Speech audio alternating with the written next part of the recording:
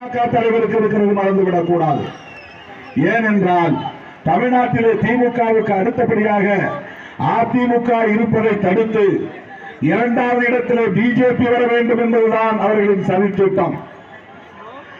அதற்கு திமுகவுக்கு பலம் சேர்க்கிற முஸ்லிம் ஓட்டுகளையும் கிறிஸ்தவ ஓட்டுகளையும் பிரிக்க வேண்டும் என்பதற்காக கொண்டு வரப்பட்டவர் தான் நடிகர் விஜய்.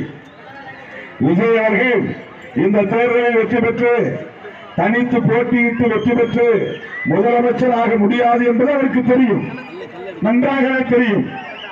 அவரே வெற்றி பெறுவாரா என்பது கேள்விக்குறி.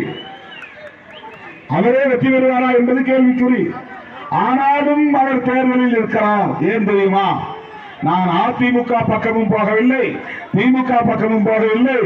இந்த இரண்டு கட்சிகளும் பிடிக்காதவர்கள் எனக்கு ஓட்டு போடுங்கள் என்று சொல்லுவதோடு மட்டுமில்லாமல் 100 விழுக்காடு முஸ்லிம்கள் அங்கே ஓட்டு போடுவதை தடுக்க வேண்டும். 100 விழுக்காடு கிறிஸ்தவர்கள் திமுக அணிக்கு ஓட்டு போடுவதை தடுக்க வேண்டும்.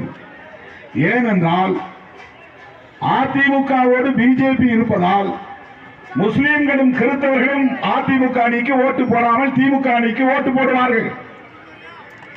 இப்போது அதிமுகவுக்கு நீங்கள் போட வேண்டாம், ஏனென்றால் அங்கே பிஜேபி இருக்கிறது. திமுகவுக்கும் போட வேண்டாம், அதற்கு மாற்றாக நான் வந்திருக்கிறேன், எனக்கு போடுங்கள். இதுதான் விஜயின் கணக்கு, அவருக்கு சொல்லித் தரப்பட்டிருக்கிற கணக்கு.